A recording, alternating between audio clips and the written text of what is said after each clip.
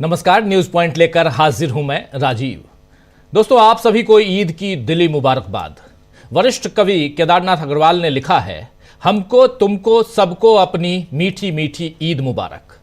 दोस्तों, सदियों से भारत में प्यार, मोहब्बत और भाईचारे के साथ ही ईद मनाई जाती रही है, लेकिन यह मोदी सरकार का दौर है जहां पुलिस के पहरे में ईद मनाई गई, ईदगाहों में नमाज पढ़ी गई और सब कुछ शांति से संपन्न होने के बाद बाकायदा पुलिस अधिकारियों के बयान आए कि कहीं कोई व्यवधान नहीं हुआ।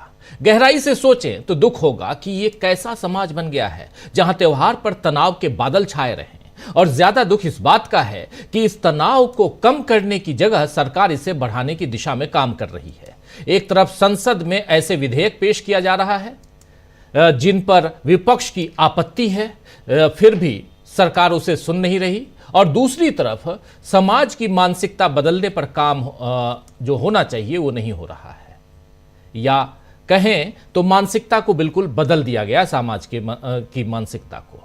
आज सोनिया गांधी ने अपने एक लेख में इसी शातिराना कोशिश का खुलासा किया है। द हिंदू के लिए लिखे गए एक लेख में सोनिया गांधी ने बताया है कि 3C यानी 3C के कारण मौजूदा शिक्षा व्यवस्था में विसंगतियां उभरी हैं। ये 3C हैं, सेंट्रलाइजेशन, कमर्शलाइजेशन और कम्युनलिज्म, यानी केंद्रीकरण, व्यवसायीकरण और सांप्रदायिक सोच।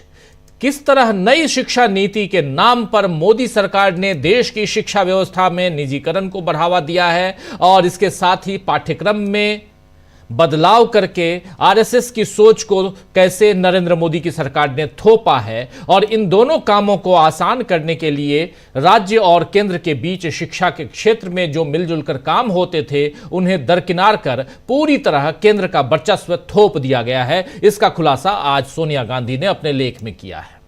आप याद कीजिए कि इससे पहले सोनिया गांधी ने मनरेगा और राइट टू फूड को लेकर राज्यसभा में मोदी सरकार को घेरा था, और अब शिक्षा व्यवस्था की पोल उन्होंने खोली है। इस समय जिस तरह एम.के. स्टालिन ने दक्षिण भारत में त्रिभाषा के मुद्दे पर मोदी सरकार पर सवाल उठाए हैं, और इसके साथ राहुल गांधी ने इंडिया ब्लॉक के छात्र संगठनों के प्रदर्शन में कहा था कि संघ की पसंद के लोग शिक्षा संस्थाओं में बढ़ते जा रहे हैं, इन सब से मोदी सरकार पहले ही दबाव में थी। अब सोनिया गांधी ने विपक्ष का दबाव सरकार पर और बढ़ा दिया है। इधर वक्फ संशोधन विधेयक को लेकर भी सरकार घिर गई है। परसों इस बिल को पेश किया जाएगा, यानी 2 अप्रैल को इस बिल को पेश किया जाएगा, ऐसी खबरें आ रही हैं, ऐसा कहा जा रहा है। इस बारे में संसदीय कार्य मंत्री किरण रिजिजू कह रहे हैं कि सब कुछ सही तरीके से हो रहा है और विपक्ष गुमराह न करे, लेकिन सवाल यह है कि क्या विपक्ष को अब अपनी आपत्तियां दर्ज करने से भी सरकार रोकेगी?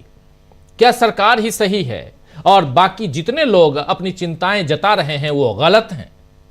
खैर, सरकार की सोच की बात क्या करें, क्योंकि अब तो ऐसा लग रहा है कि आरएसएस को भी मोदी की सोच पर यकीन नहीं है। तभी तो नागपुर में मत्था टेक कर आने के बाद भी आरएसएस की तरफ से बीजेपी के खिलाफ बयान आया है।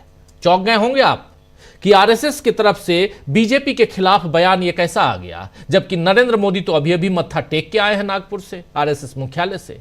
दरअसल औरंगजेब के मसले पर देवेंद्र फडणवीस से लेकर तमाम बीजेपी नेताओं ने बहुत बातें कही, लेकिन संघ ने पहले भी कहा और अब फिर दोहराया है कि ये आवश्यक मुद्दा नहीं है, यानी अनावश्यक है, ये अनावश्यक है। आइए जरा सुन लीजिए संघ नेता सुरेश भैया जी को, उन्होंने क्या कुछ कहा है, यहीं से शुरुआत करेंगे, सुनिए।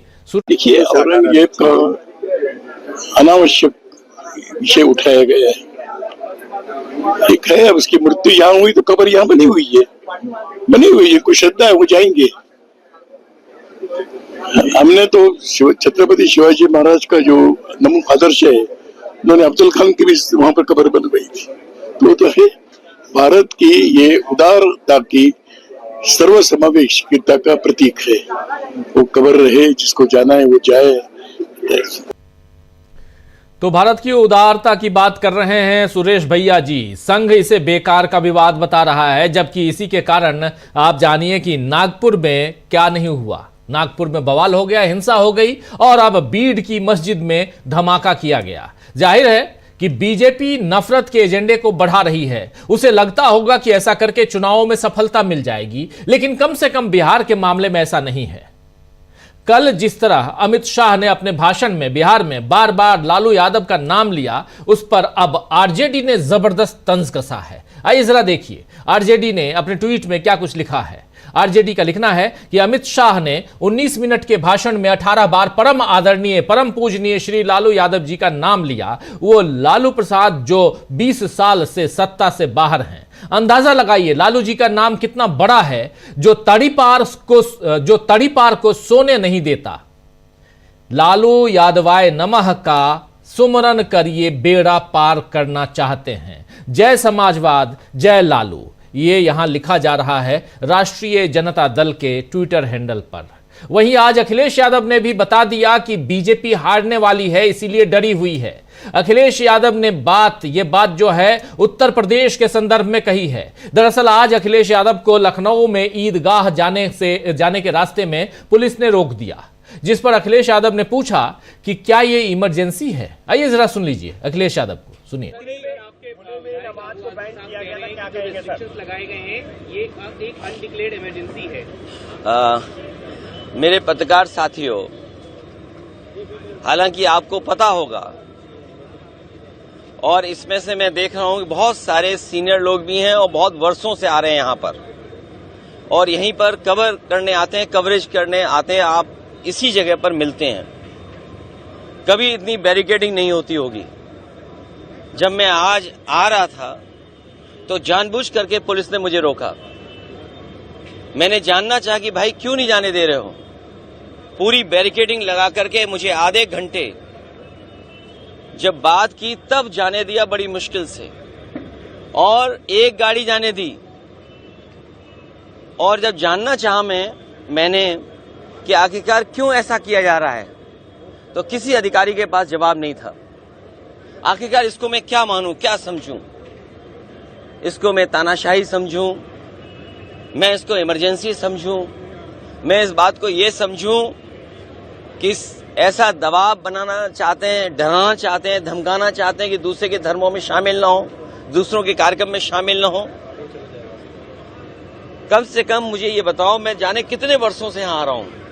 मुझे याद है नेताजी मुझे पहली बार लेकर के आए थे, उस दिन से आज तक लगातार आ रहा हूं, लेकिन ऐसी बैरिकेडिंग कभी नहीं देखी। और बैरिकेडिंग इसलिए की जा रही थी कि लोग त्योहार न मना पाएं और जो अपनी धर्म की मान्यताएं हैं, धर्म की जो परंपराएं हैं, वो भी न मान पाएं। तो सबसे बड़ा खतरा लोकतंत्र को है, संविधान को है। ये सरकार बड़ी जिम्मेदारी के साथ मैं कह सकता हूं, या मुझे नहीं कहना चाहिए, लेकिन फिर भी मैं कह रहा हूं कि ये देश भारतीय जनता पार्टी संविधान से नहीं चला रही है। तो सुन रहे थे आप यहां अखिलेश यादव को। इसी के बाद अखिलेश यादव ने एक ट्वीट भी किया। उस ट्वीट में अखिलेश यादव ने जो कुछ लिखा है जरा वो भी देख लीजिए। अखिलेश यादव लिख रहे हैं कि जो हुक्मरान शिकस्त के डर से डरे हैं, वो ही इंसानियत का रास्ता रोके खड़े हैं। जो हुक्मरान शिकस्त के डर से डरे हैं, वो ही इंसानियत का रास्ता रोके खड़े हैं। यानी बीजेपी को हार का डर सता रहा है, क्योंकि बीजेपी समझ रही है कि अगर वक्फ संशोधन विधेयक पर विपक्ष के साथ साथ जेडीयू और टीडीपी भी खड़े हो जाएं, तो फिर सरकार गिर जाएगी। आम आदमी पार्टी के सांसद संजय सिंह ने यही दावा भी किया है। उधर जयराम रमेश ने भी जेडीयू और टीडीपी से उनकी पॉलिटिक्स पूछ ली है कि जरा आप दोनों पार्टियां, जो दोनों दल, ये बता दें कि आपकी पॉलिटिक्स है क्या। इधर बिहार में भी बीजेपी घबरा रही है। अभी 7 अप्रैल को राहुल गांधी फिर से पटना पहुंचने वाले हैं। वहीं कन्हैया कुमार की पलायन रोको नौकरी दो यात्रा भी बिहार में निकल रही है। आरजेडी तो रोजाना बीजेपी और नीतीश पर हमले कर रही है। यानी इस समय बीजेपी के खिलाफ माहौल बना हुआ दिख रहा है। और ऐसे में मोदी सरकार पर सोनिया गांधी का ताजा प्रहार क्या बीजेपी को और कमजोर करेगा? यही सवाल यहां ढूंढने की कोशिश करेंगे। क्या सितंबर में रिटायर हो जाएंगे नरेंद्र मोदी? यह दावा किया है संजय राउत ने। संजय राउत के उस बाइट को भी आपको थोड़ी देर में हम